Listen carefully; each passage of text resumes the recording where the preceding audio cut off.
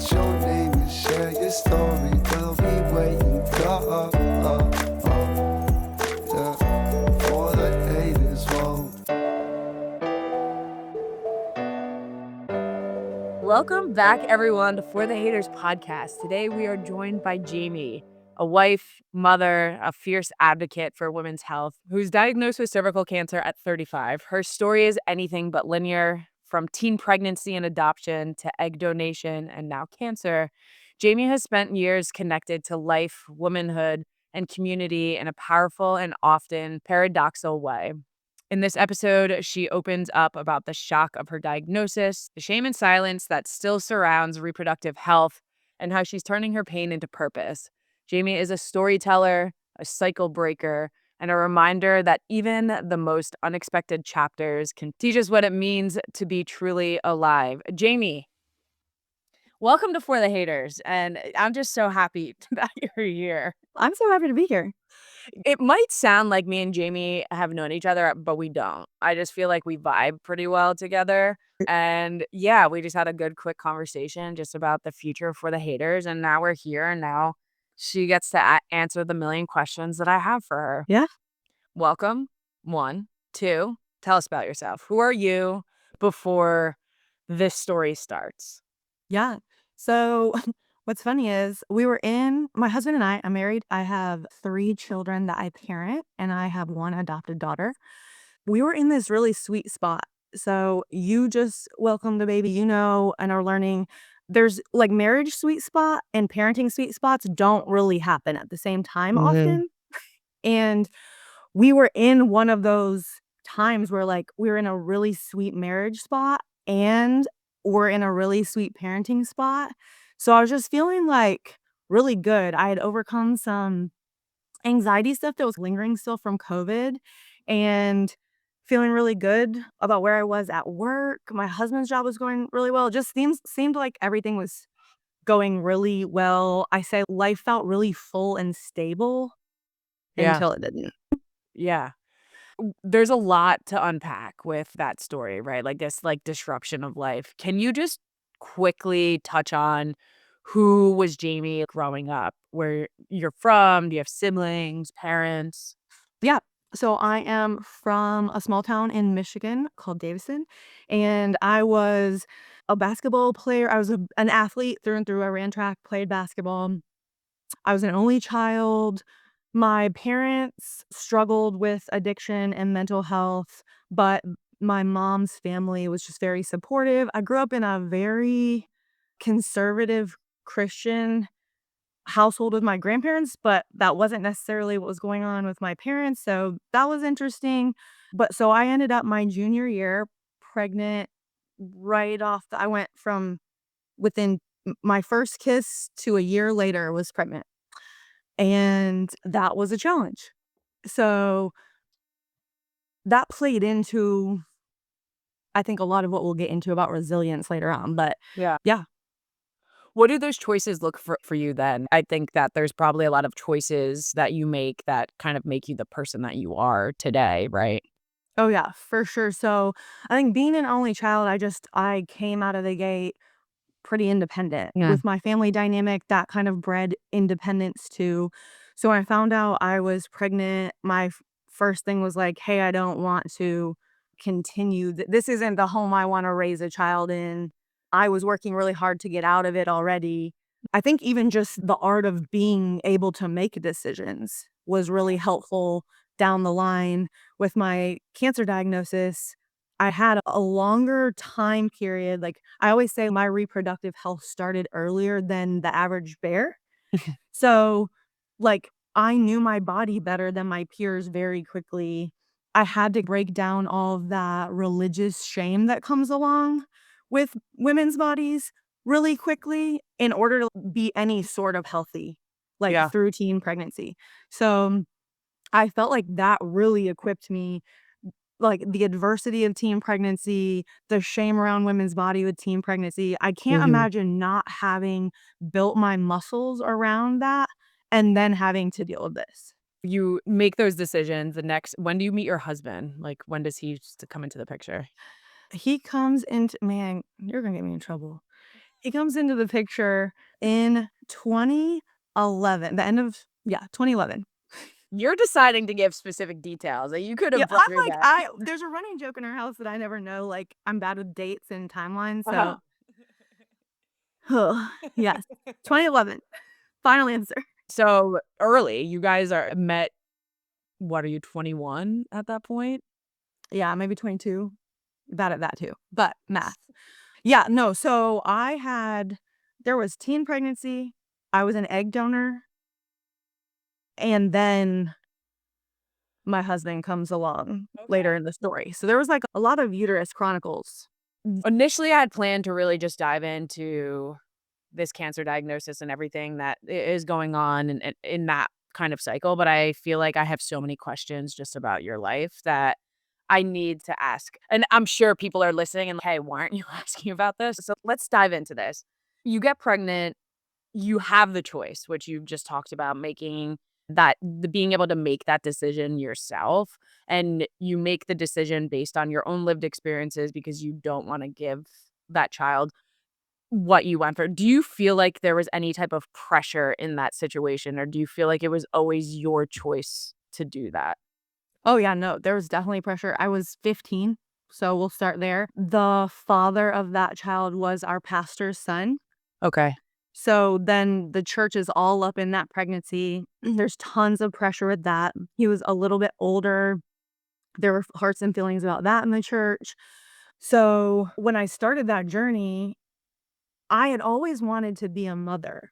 And so that was conflicting because I was like, man, I was the one that babysat everybody's kids and I was always around kids. Being an only child, I loved to be around other children. Like, it was a Yeah. whole thing. So when this happened, there was just some really strong opinions and almost a feeling of entitlement from some people in the church around my uterus. And that's weird. That was really hard. My mom was really supportive of whatever I choose. Mhm. But it also was because I was such an independent kid, it was, "Okay, you choose." And I'm like, "What? What? I don't even know." I didn't have a clue of all the ramifications of that choice at the time. For sure. What 15-year-old would? So, I did what I feel like everybody who entertains the idea of adoption does, and I signed up with an adoption agency, a well-known adoption agency in Michigan. And it was not a good fit. It felt like a puppy mill. There was a lot of talk about money exchanging. It just wasn't. I got very pristine. Now you have to think of the time. This is the early 2000s, 2000, I don't know, 5. So things are still printed, but it's like perfect pictures, like at J.C. Penney's, and lots of fake. And I don't do that. I want to know you. I want to know who you are. And it's okay if you're messy because we're all human, but I want to know. I want to feel a connection there. So it wasn't going well. I also had people within our denomination, like a white non drug baby is like gold in America. Yeah. So people started finding out and coming to my home church, sending letters, like, weird, really Wow. weird. So, I was like, "Okay, forget it. I'm gonna pivot and figure out what I need to do to get out of this house and parent this child," which wasn't really a great idea either, but I knew, like, nothing was lining up and there was a timeline on making a decision. Someone I trusted that was close to me said, "Hey, I know this couple. Would you be willing, I know you've been going through the ringer with this. Would you be willing to receive their information?" And I'm like, at this point, throw it in the pile. Absolutely. What's Yeah. one more? Yeah. And I received this. I still have it. This the manila envelope with scrapbook paper tied together. Now, to this point, I had only received black and white, tight, printed, very sterile feeling. Like submitting a resume, right? Yeah. What? A Yeah. resume for my baby? That's crazy. Yeah. So I get this put together for me. Like, this human put this together for me. Yeah. There is not another one of these. With the pictures cut out, precious, and real pictures and t-shirts and it was just so good. And I was like, I want to meet them. Mm. That's who I want to meet. So I met him in a good old Red Robin. and like everybody should, myself without my parent and the, I don't know what I want to call him, but the other part of that equation came with me to that meeting, and we had a conversation, and it went so well, and everybody was like nervous, like appropriately nervous. Mm-hmm. And I was like, okay, I feel like I can continue to like walk out what this could look like with this family. Yeah. Did you feel like they treated you like a person, right? Like, I feel like probably a lot of people treated you differently. Like, they treated you almost like an object or like something Yes. to buy. Yes. And a lot of people like treated me like they were selling themselves. Mm. And that is a turn off Yeah. for me. So this was just like, they were more like, hey, I want to see if we're a good fit for you and if you're a good fit for us. Like it felt more like reciprocal and like relationship Mhm. than buying a car. Yeah. Which it should, right? Oh. So it was just like very real. And it ended with not like a okay, Do we need an answer? Like, what do or yeah. like any expectation. Just, oh, that was a lot. We're gonna both process this. Mhm. And it just kept going. Were they in a situation, did they have kids already, or were they No. infertile like, looking at their options? Yeah. So I have some specific things. This isn't for everyone. My situation is very unique anyways, but there were some things like once I got into it and started getting my feet under me, I was Mhm. like, okay, there are some things specifically that I had learned from these other profiles, what they call them, that I do or don't want. And that was one of them. I wanted the child to be the first child that they had and them not be able to have children on their own. So Let me you read. meet with them, you go your separate ways, and then what is that next step? Do you make a decision, or are there more, like, scenarios that you're put in? I was like, "Hey, I feel good about this. Let's continue having some interaction." At this point, I'm like, "Okay, I really like where this is going. This feels really safe. This feels like a mother that I would have really loved to have." Again, like, no shade to my mom, and that's what you're thinking of Yeah. when you can't be the one. It's, "Man, okay, what are those traits or qualities that I want for this child?" Yeah. And she was it, and the dad was it, which is hard Yeah. because a lot of people really fall in love with the mother option because people view that as the primary. Yeah. But man, we all know that the father option or the other partner option has so much influence over that. And he was great too. And I was like, man, okay. So we continue and pretty quickly just start walking out. There was a conversation a little earlier on about if I was set on using an agency because they would need to like kind of Go get through plugged it. into the agency. Yeah. We decided to do private adoption, which has been the greatest gift for Okay. us.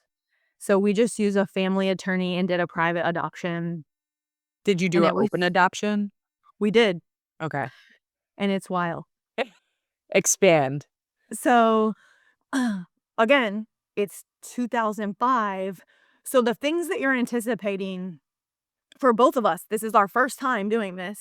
So we're trying to anticipate what things do we want to put in our agreement and that sort of thing. And I'm 15. I'm 15 and they're not 15 and they're still like, there's not a roadmap. People don't talk about this. Mhm. Even those that are in the adoption community are not very many that are our situation or even like our situation. Like a lot of it is like children removed, fostered to adopt, Yeah. overseas. And probably resources aren't as, like, readily available either. No. And it's like they turn 18 and you get a letter in the mail. There's not social media. Yeah. So we're not thinking about, there's not ancestry.com. These were the things we've learned down the road.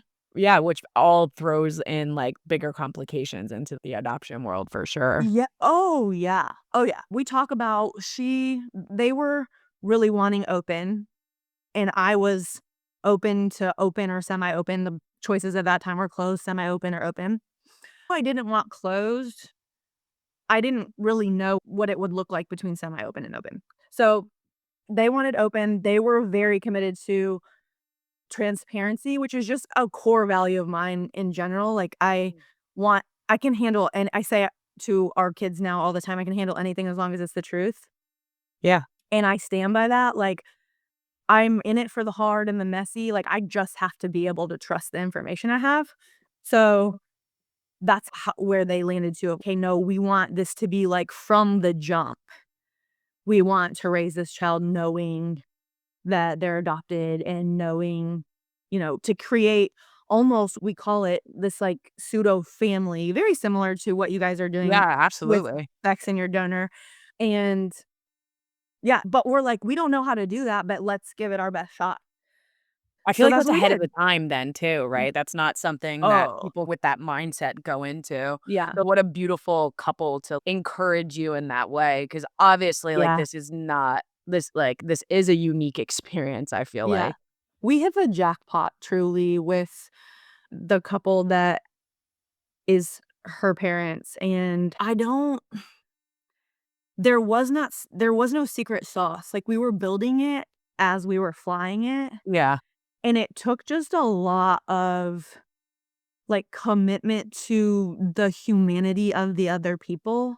Like, Mm, I would say that was the hardest part is there were parts of our journey where like I would feel jealous or she would feel jealous or I would step on toes or she would step on toes. mhm.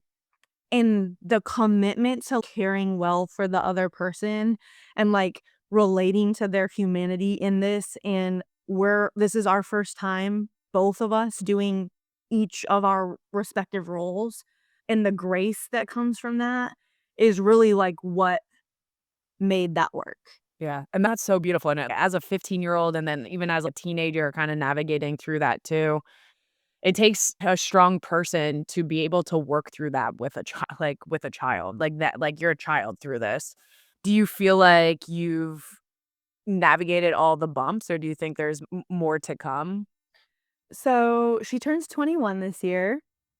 So I do feel like we've gotten through some of the hardest, and I wanna paint the picture accurately. Number 1, after that pregnancy, I did not have supportive services, so I Mm, went off the deep end. Just I was receiving some counseling through the church during the pregnancy, and as soon as I was done being pregnant, it was like it never happened, interesting. which I'm an external processor, I'm an advocate for community. That was the worst thing that could have gone on. Mhm, And I didn't handle it well at all. The beauty of my weird breakdowns was that it happened too in seasons that would have been really awkward in the adoptive child age, like, points in time. It's all cute, like, I would see her, like, I saw her when she was a baby. Yeah, we pass babies around, they don't know. But it gets a little, like, the awareness starts to come in certain other age groups, and those were times where we weren't seeing each other regularly. mhm. So by the time we reconvened when she was in middle school, like, mm, things were a lot clearer. I was much healthier. It was just an easier thing to navigate in that way, and we did have those other, like, visits as she was growing up, so there was still some historical connection there, and then as a middle schooler where you can have some conversations and they can ask some tougher questions and you don't have to censor as much was just a lot easier. Yeah, yeah, so how it played out worked best for you. Yeah. And I don't wanna discredit what you and obviously we only have a certain amount of time, but I have so many questions about just, like, the feelings and emotions, like, after too, but I know that we can't, like, touch on everything. What does it feel like for you now? What does that, like, relationship and friendship look like with her parents, with your family? I'm really protective of her. So I've always been like the conduit. I would send some pictures to her bio dad, but they would come through me. So like the relationship was her adoptive mom and me. And that was so important because we were very committed to that and the boundaries around that. For sure. Having her bio mom like be so in my corner for the sake of her health was life-changing for both of us. I would beg to say for all of us, but certainly for me. And it feels like our relationship for me feels like almost an aunt. Like, she has my interests in mind, and we both share the best interests of the child. And so it is like the most healthy, like, it feels like co-parenting. That's a stretch on my side, but to be included in all of it, the messy and Yeah. the like celebratory moments, just helped heal so much of the hurt and trauma of like how we got there. Yeah. Like, of a teen pregnancy, of the church in a teen pregnancy. She also, that whole situation like tore down every bit of the religious hoop jumping that I was used to and helped me find my own faith and what I truly believed in. And she was like such a big part of that Yeah. because she was authentic Do you still and have a just, relationship, like, with that religion or with your faith? yeah, it looks very different. I say Okay. that I don't subscribe to the brand of Christianity that I got big opinions about that. But I do believe in God, and I have been able to see him in what I feel is like the truth of what that was supposed to be and not what Christianity has been Is branched. there a relationship between your children and her?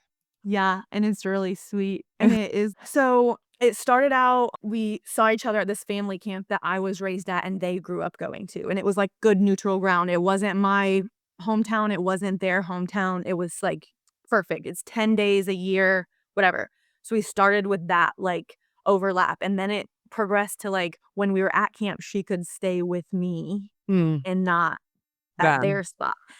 And then from there, this is the other thing, man, trust breeds trust, and them trusting me, even with knowing this is not for everyone. Adoptive parents, please don't give out this information to your people, but there was a part of, like, feeling I felt really responsible and trusted because of some of the information that they gave me, Mhm. and I knew that them letting her stay with me at camp was a huge act of trust. So in turn, I met that with a high level of responsibility For because sure. I was like, Yeah. okay, like this is a gift.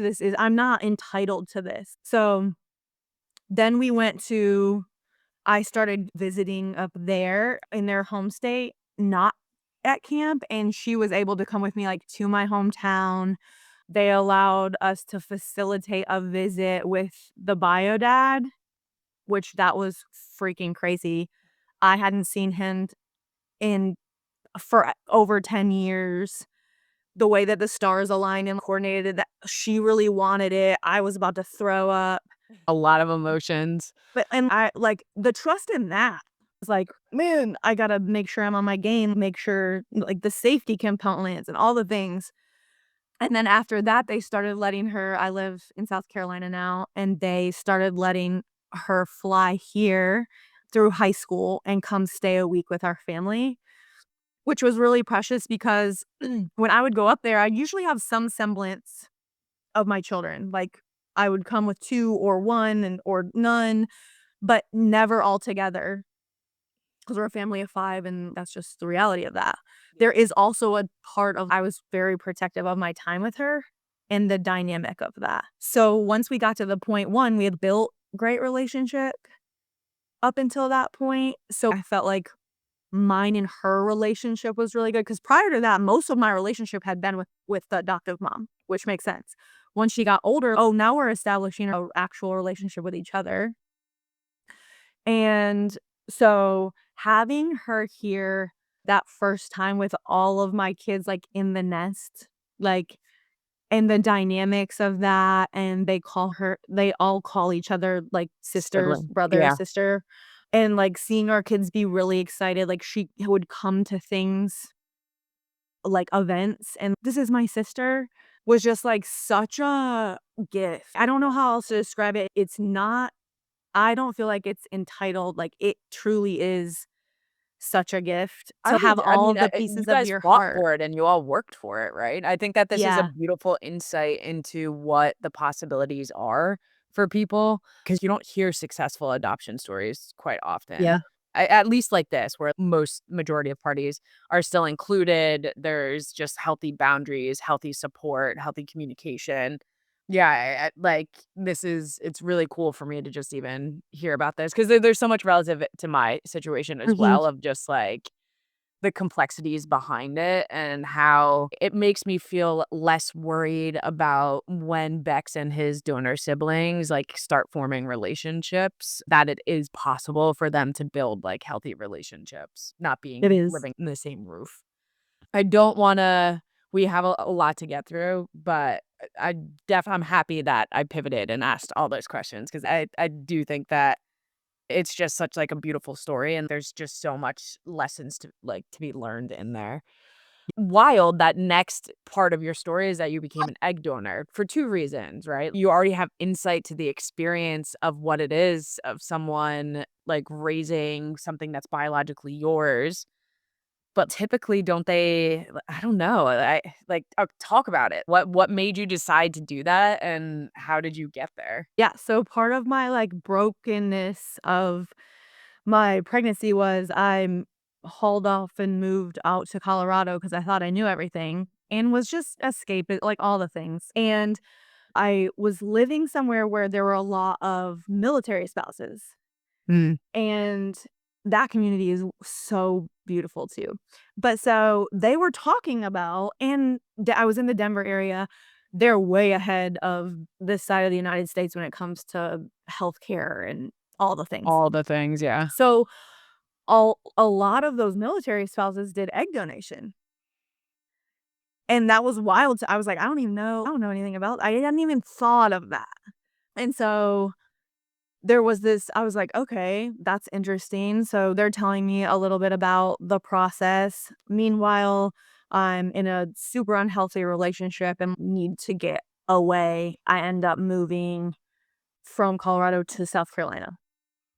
And now I'm at this point, I have another child, so I am the statistic in that way of within 3 years, I have another child. I was technically a teenager then too. Now I have this child that I've decided to parent on my hip. We're hauling it across the United States, and I gotta make it work. Like, I gotta figure it out. I gotta be a cycle breaker, refuse to be all the statistics. It bothered me that I was a statistic even with having another child so soon. So that was my motivation, and I started to quickly learn while I'm, like, navigating the systems and the resources for single mothers and just realizing the reality of what it looks like to be self-sufficient with a child, that was an income source. Yeah. So, it's not all it's a both and of it is a beautiful thing and there was definitely a lot of thought, and I think I had a lot of insight to egg donation because of adoption, but there was also very much a real, like, this serves a purpose in my life for Yeah. me and the child I'm currently parenting.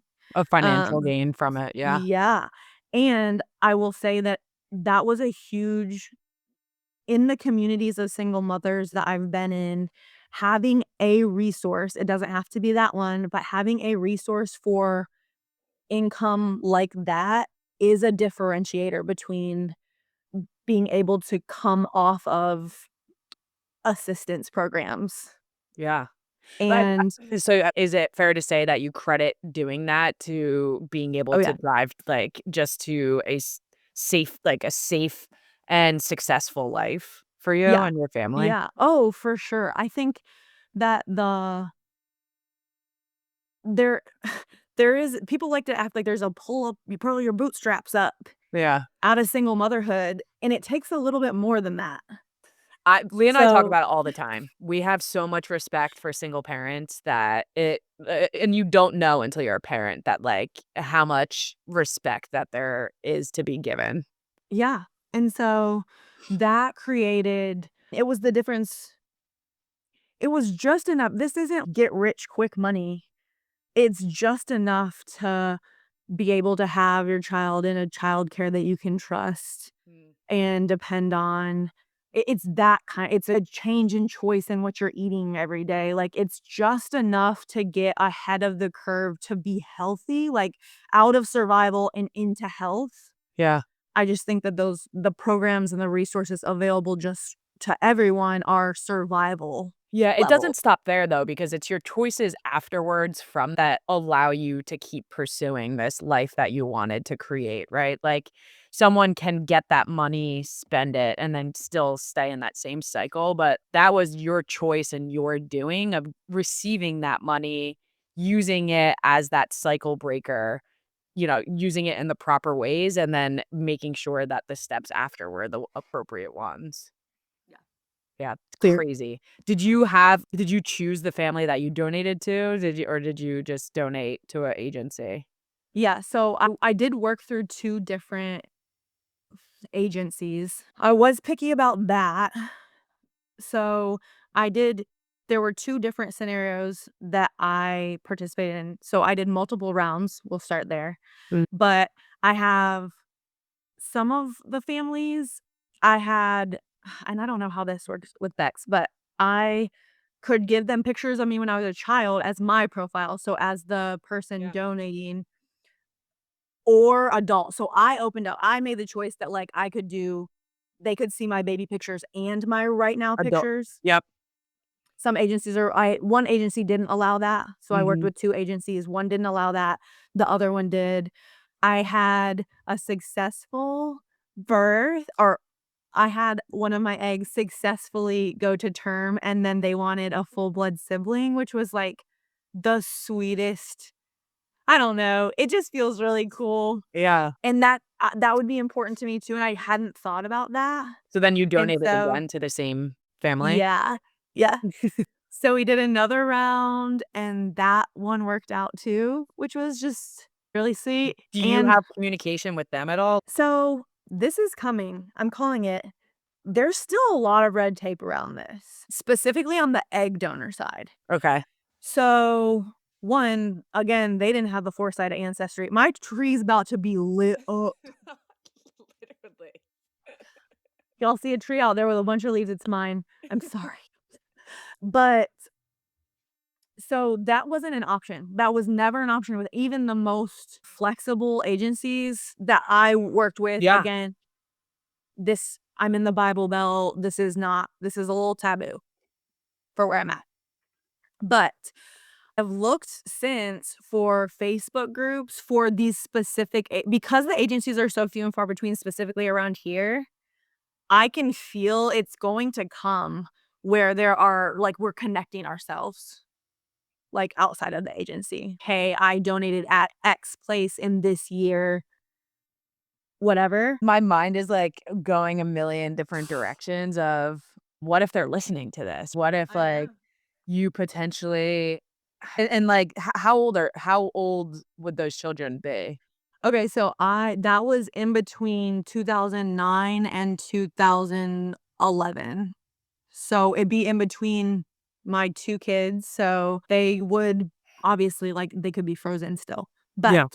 the oldest they could be is what, 10? Is there something that opens when they turn 18, or is that just for Their parents couldn't even know my real information. Like, interest? their parents got psych eval, we do a bunch of genetic testing, pictures, Are they the only um family that had children with your eggs?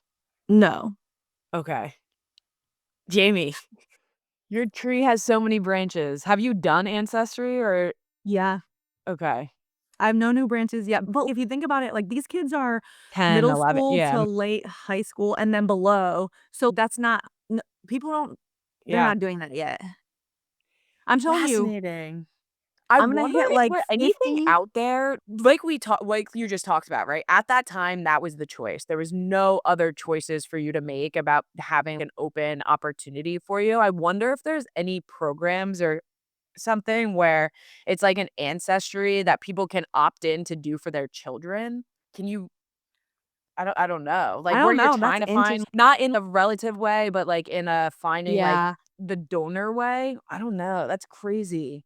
I feel like in the depths of the internet, it's like it's coming.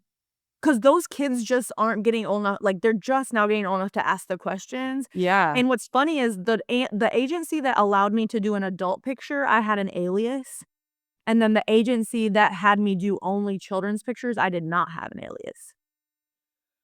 Wow. Oh, well.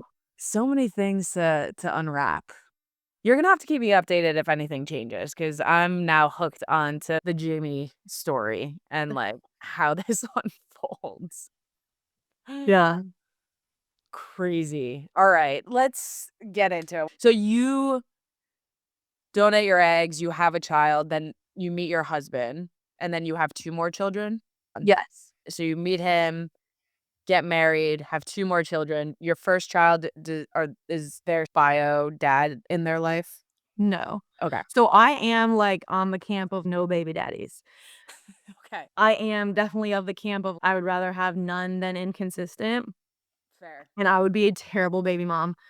So, yeah, no, I was pregnant with my daughter when I met my husband, Okay. and then we had another daughter, and then we got married. Okay. Wasn't Lots of really time big left. on the marriage train, but That is what it is. Not relevant, I don't think. It's just a piece of paper. So you're married, and I wanna go back to your first statement that you made in this episode. Speaking of good places in a relationship, there's good places in parenthood, and they're most of the time never at the same time. What a beautiful way to, like, depict where you were at in life when this another just wrench gets thrown into it. What made you even go to the doctor to get checked, or was it something routine that came that made that diagnosis formulate? yeah, so since I jumped into the reproductive organs early on, I was no stranger to regular physicals and pap smears, and I was really good about that. That was something I'm so thankful that I stayed consistent with that. But so I'd gone for my annual physical, and I had not had a normal pap smear for a decade.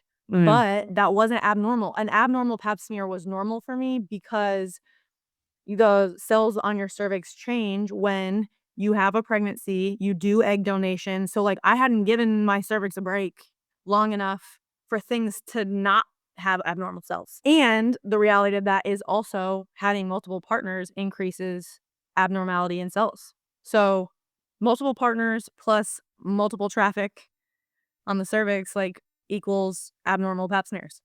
So, I go for my pap smear in at the end of 2024, and it's normal. mm. But prior to that, the year before, it was extremely abnormal, and I didn't follow up because I had a pattern of I'd have an abnormal, they do a colposcopy, which is basically like one of the claw machines but on your cervix.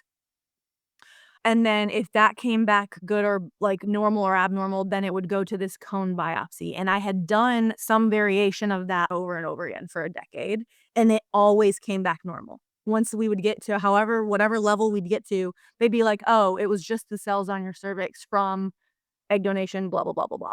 Mm. So I came into this appointment, and I have a long-standing relationship with this doctor, which was also such a gift, and I said, "Hey, I'm trying to keep a positive relationship with my, like, health, like, my reproductive health.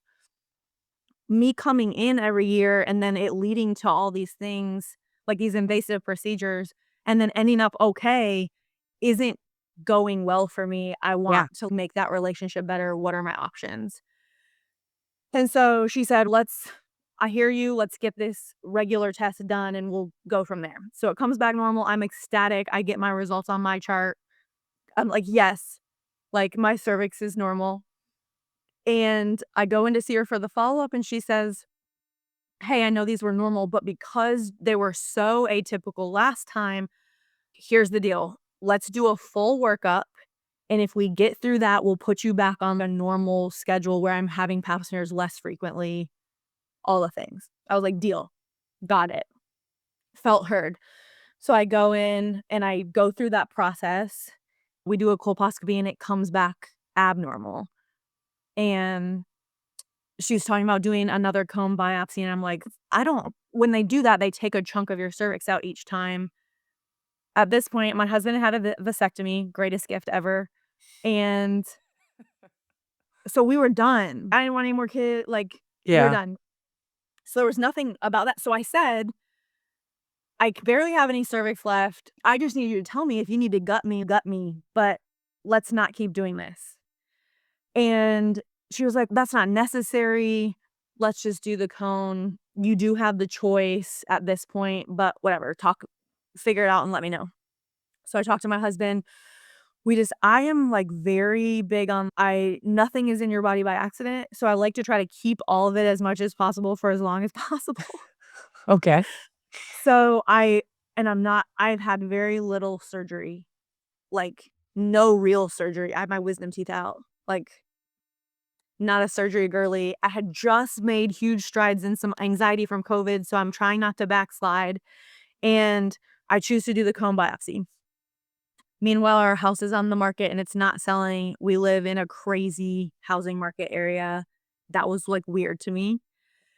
And all of a sudden, like I'm driving home from work and I'm thinking through the things and I am like, I need to have the hysterectomy.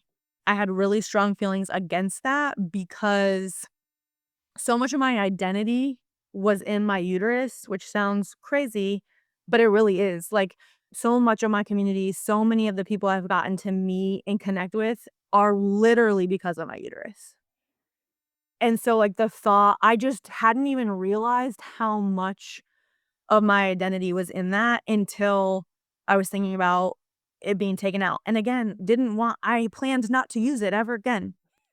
But I also like from a sex life standpoint, I knew my body and like we had a really healthy sex life in our marriage. And that's threatening to that Hmm. of having to relearn your body, the pressure that comes along with women in sex anyways. And so I didn't like any of that. So I write an ode to my uterus on Facebook because I also have beef with people not talking about things as they're happening, and specifically the church of like people talking about things after, and the Lord just did that. And I'm like, but there was messy in between, and like you didn't talk about that. Yeah. So I wanted to really stay true to that. I wrote this ode to my uterus and a letter to my surgeon on my abdomen in a surgical pen, and I went to surgery. And that was March of 2025. So last year. Yes. So March of 2025, I had my hysterectomy. I'd never had surgery. Recovery was hard mentally, not really physically, but like it was just hard for me. On March 30th, 10-ish days later on a Sunday, my phone rings. In the Bible Belt, things are not even open before 1 p.m. The doctor's definitely not calling you on a Sunday. So my phone rings once from a unknown number. I don't answer it. It rings again. My husband, this is the first time he's left me since I had the surgery. He's super protective, but I was like, "Babe, you can go to the gym. I'm gonna be fine." It's my surgeon, who thankfully I have a relationship with, and she's, "Oh, girl, like, you have cancer." And I'm like, "Hello?" My first thought number one, like, this organ in my body that's connected me to all these people is now coming for me? What a flip. Like, what? Like, you were the hero and now you're the villain? Great analogy. Like, I'm betrayed. Yeah. I Like, think you need to write a book first and foremost. Like this all I'm like, I want to read this as a story, but continue. it's wild. Yeah. So, that was the first thing. The second thing was, this is how people find out they have cancer?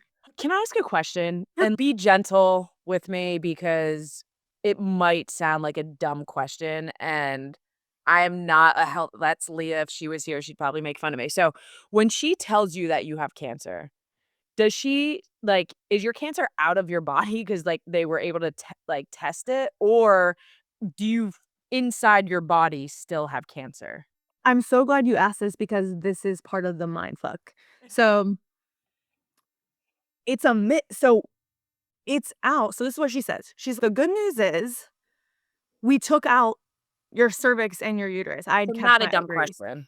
Okay. No, Okay. no. She's like, the bad news, and this is what really threw me, was the margins show that it's in the lymphatic. It could be in the lymphatic system, or it's in the lymphatic system.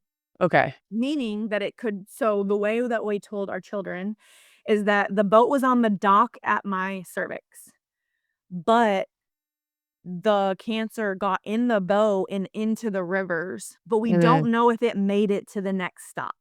Okay. The next stop is your pelvic lymph nodes. And when like lymph nodes, that's a big problem. So she's like, hey, you have cancer. She said that they would not have caught it if we would have done the cone biopsy because of how high it was on my cervix, which for me was like, okay, I felt validated in my decision that like I could have had cancer for a whole nother year until my next physical if I would have done the cone biopsy. Mm. So I'm like, okay. She's like, we'll see you in the office like once you can make it out of the house. Okay. I was like, again, this is how people find out? Yeah. Think I it's don't know because of what the I accepted. relationship you had with your provider that was the scenario, or no? I don't like, I don't think she was not flippant at all. She very Yeah. much was like, hey, she knows me. So she's, hey, I will see you. We will say all the words, girl. But limited. Like she just found this out. Obviously, she's calling me on a Sunday. She just got the information. She didn't want me. She said, I didn't want you to see it in my chart first. So this is me telling you, we're going to figure it out together. Okay. Heal and get in the office with me. That took the mental game of that is crazy.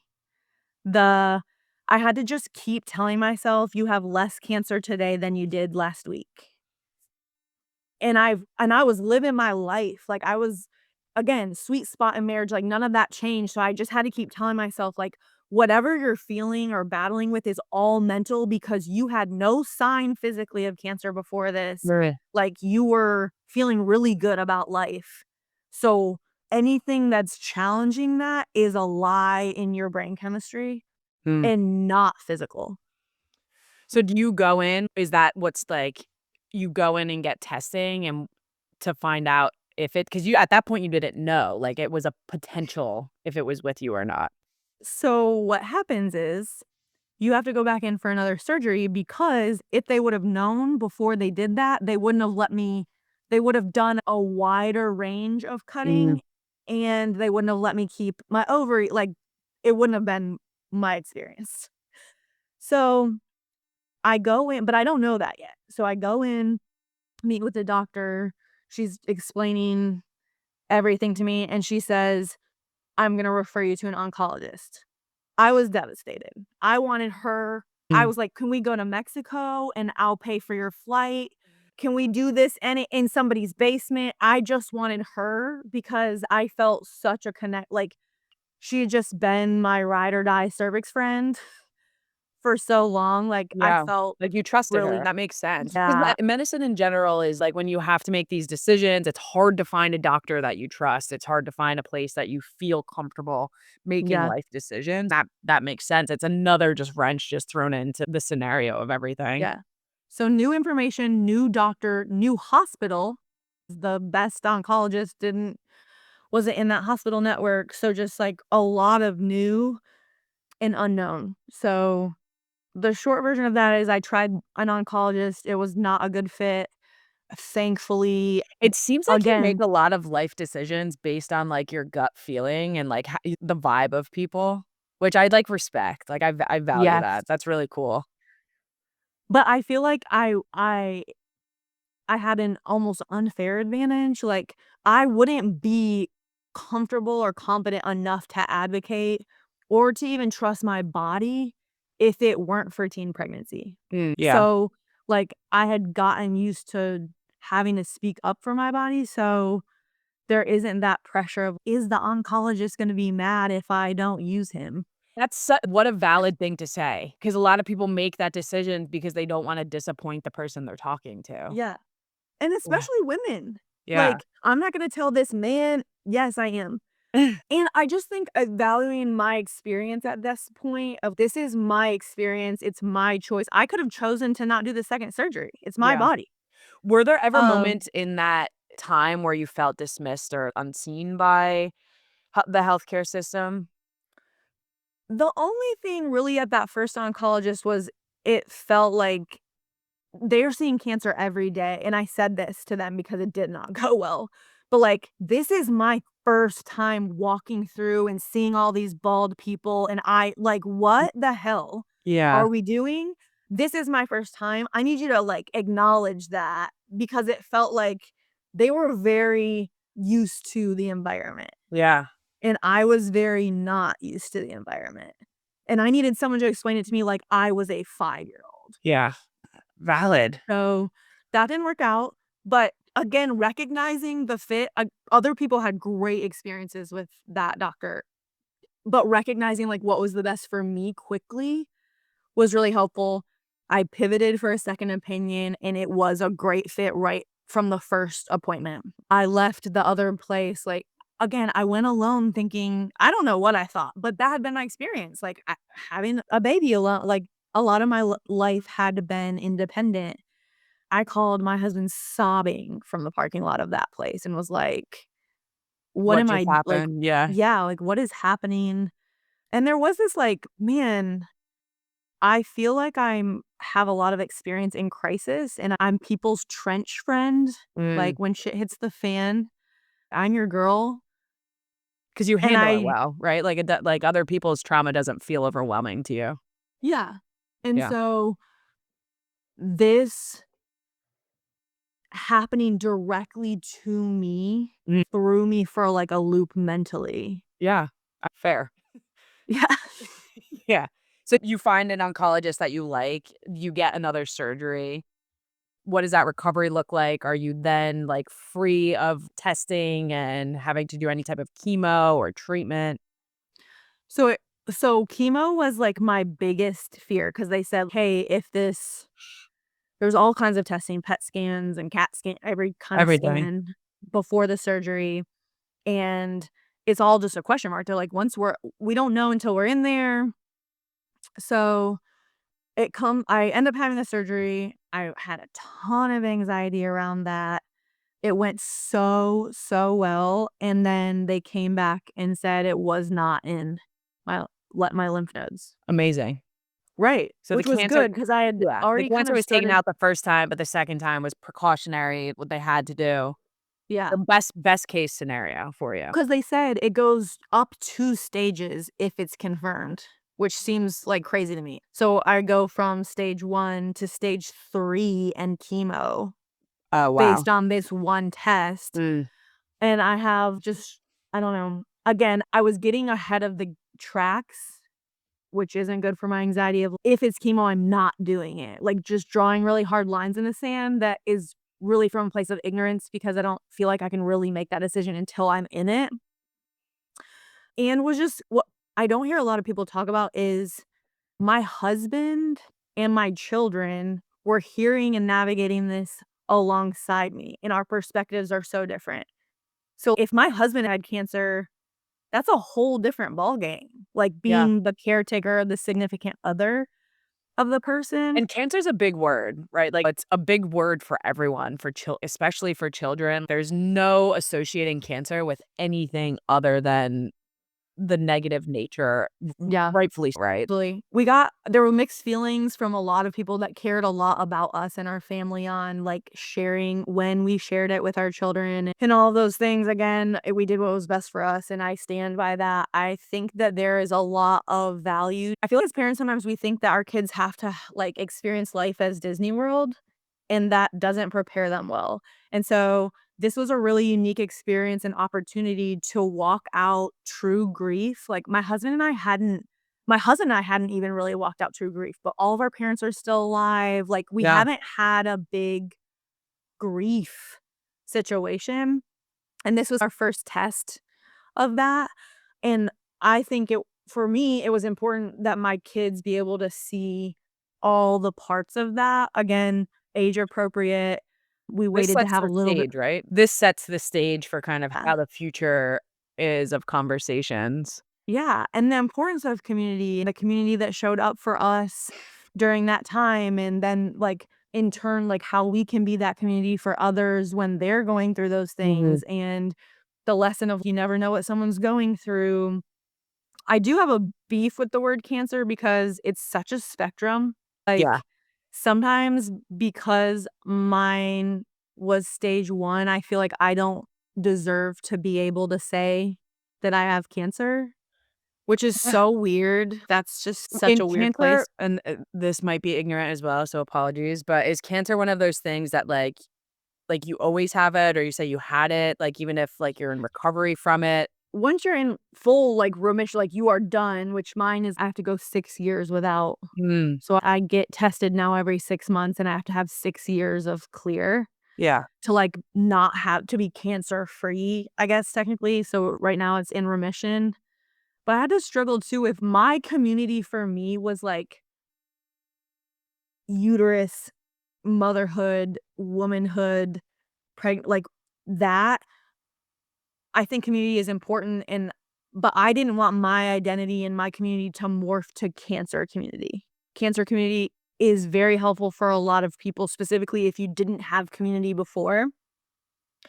But I had, like, really big hearts and feelings about that too, that I wanted it to be collectively, like, the Uterus Gang and not, like, the Cancer Club. You talk a lot about the importance to, speaking about being a woman and speaking about your body and the importance of those uncomfortable conversations and giving women the power to have control of their body and have control of conversations. So it makes sense of you trying to not take that away from you, like such an important aspect. And your body has given you so much too. And it's always been, you've constantly said that, like it's always just been. How do you think that now that this experience has shifted your view on your body at all? Yeah, for sure. So in 2024, my, like, word of the year was community, and then 2025, I got cancer, and that really showed up. What's funny is in 2025, before I knew I had Wait, hold on. cancer. You always pick a word of the year? Yeah. Oh, okay. Give My word of the year for 2025 was rest. I'm a striver, so I picked that before I got hit by the cancer train, Yeah. and it was cancer was really freaking hard and so beautiful at the same time to see the community that I had worked on the year before when my word was community show up for me, and then be made to rest in cancer and see that I was able to rest and still be valued, which wasn't like, I didn't feel like that for a while and Mm. still struggled with that. I associated rest with being lazy, and I needed that to be overhauled for me, and to see that people still valued me and still called and still invited me to things and still whatever, even when I was resting, was really important for me. So, I don't even That's so remember what you beautiful. asked me. No, I'm just like I'm sitting here just like soaking in the things that you're speaking to. I feel like we are, what is that saying? Cut from the same cloth. And like just like our outlook and like how we take scenarios and and speak to them and just who we are for other people too.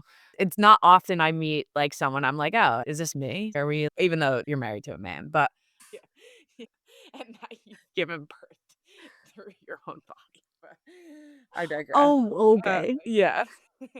No, you did answer that, so I appreciate just those words. But when we talked before, you called out that having spaces for women to be honest, messy, strong, talking about their sex life, talking about their periods, talking about their bodies.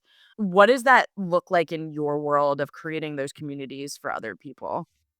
Yeah, I going through a teen pregnancy, like, you gotta like, you have to in order to be healthy, I needed to be able to be comfortable with my decisions and what had gotten me there and the truth around that. Like, I had to peel away all of that shame, or it was just gonna keep eating at me and in turn affect all my relationships, my ability to get a job, like, my confidence, all the things that equip you to be successful, Mm, we're gonna be impacted by that. So, I think just early on when I would meet pockets of women, young women, single mom, you name it, my ability to share my truth and my experience without it being prettied up or blanketed with a religious statement Hmm. and talk through both the hard and the beauty that, like, things don't have to be polarizing, made people, like, more comfortable more quickly Yeah.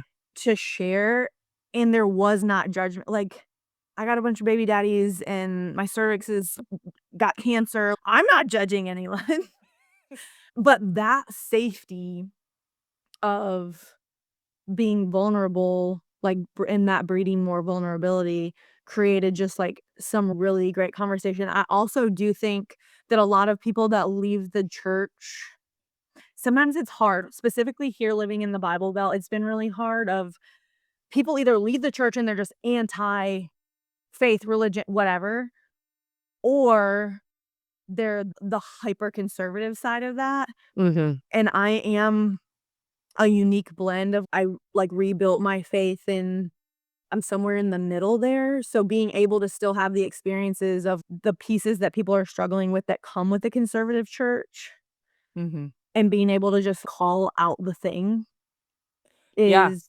life-giving. Yeah.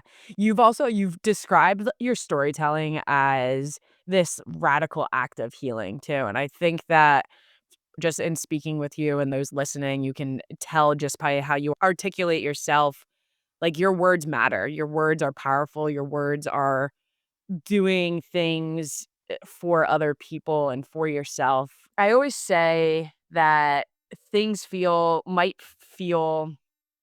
how do I say this? Things might feel untrue if you're overly positive or if you're it might feel unnatural to you to be that way.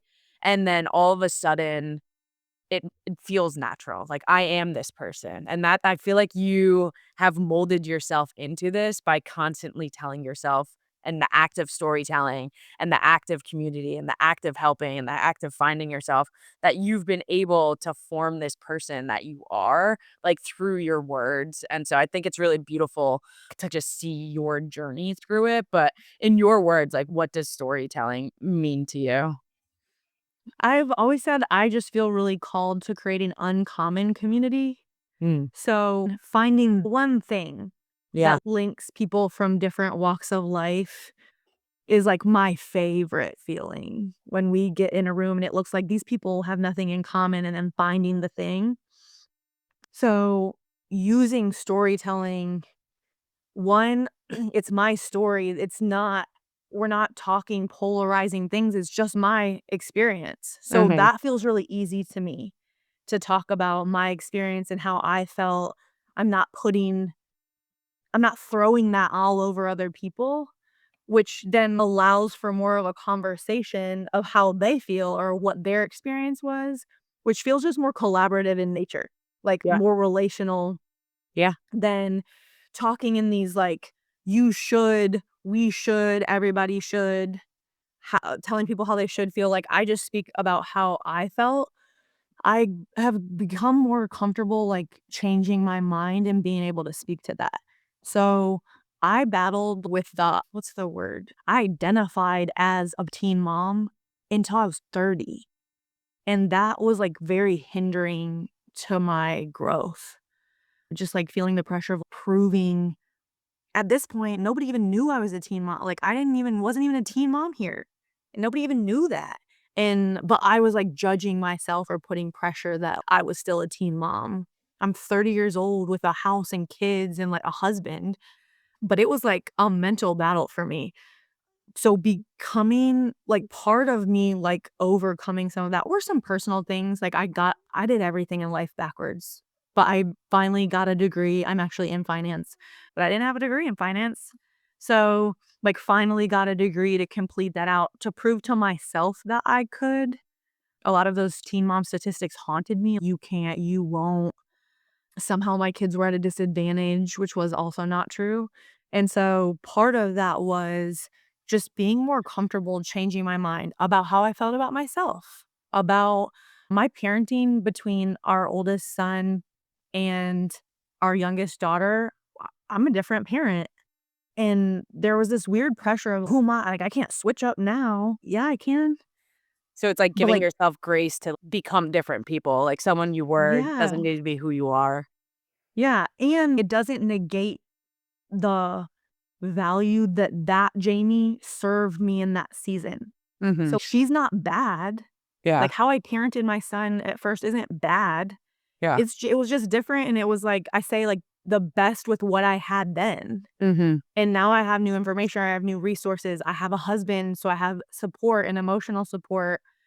So but he also got, like, maybe a more fun version of me or more time, like, my brain always wanted to go to, "This is bad, teen pregnancy is bad," like, putting things in those pots of good and bad, Mm. and growing that muscle around, like, changing my mind about what I thought about things or how I did things or how I carried myself or pivoting in a goal, like, that has served me so well in the last however many 5 years, and again, it's just more of a grace thing, and I've Yeah. always had a ton of grace for others, but I don't cut myself very much slack. I'm sure the standards you put for yourself too are like out of this world of just trying to hit hit those marks.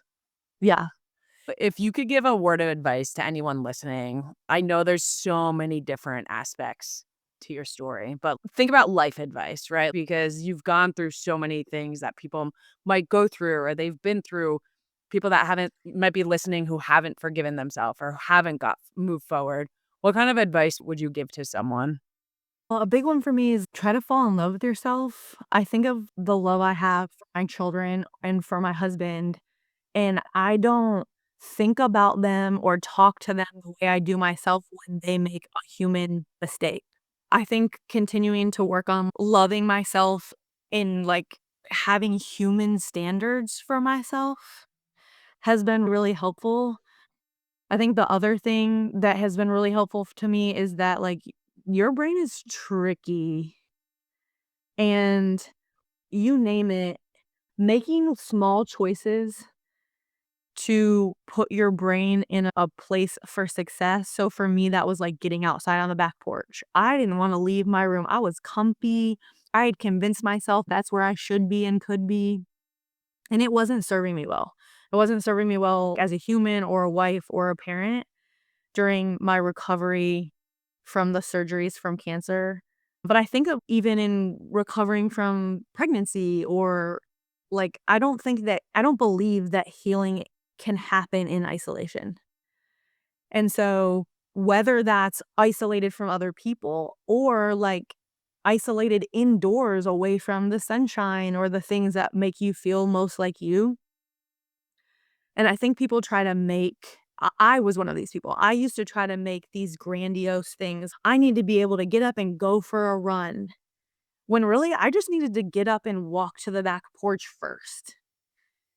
And then, like, after walking to the back porch for a little while, I was able to walk to the mailbox, and then I was able to walk around the block, and now I'm running less than a year later. But if I would have been, like, put this pressure on myself of, "You need to run," like, my freaking bladder would have fallen out.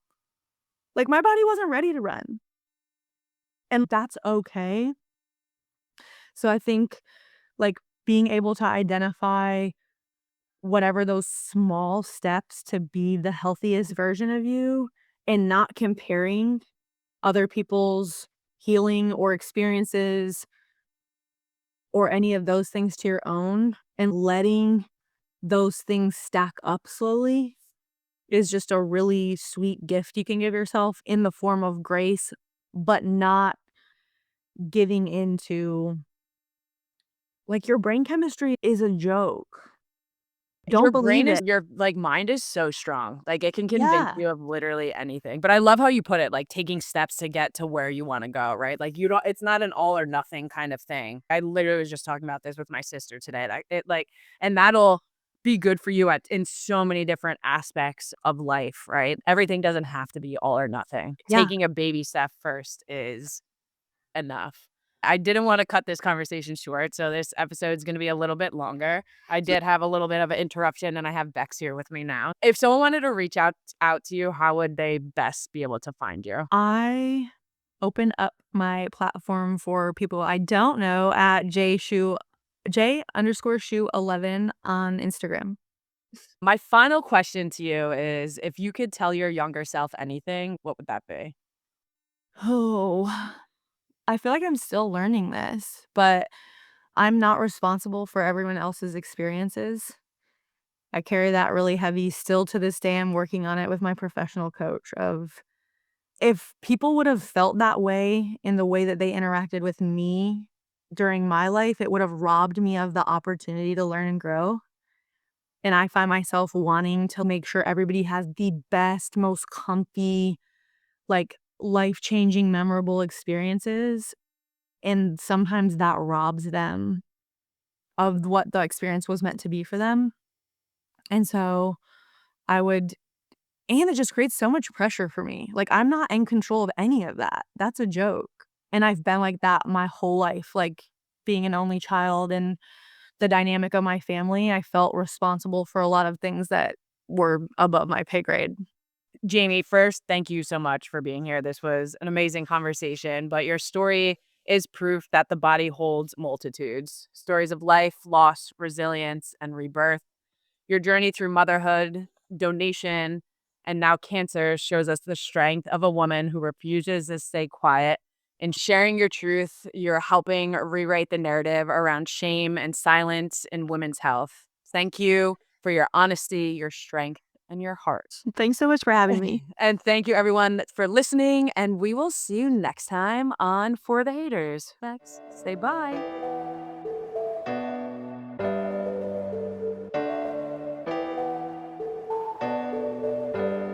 For the haters, come on, do it now or later.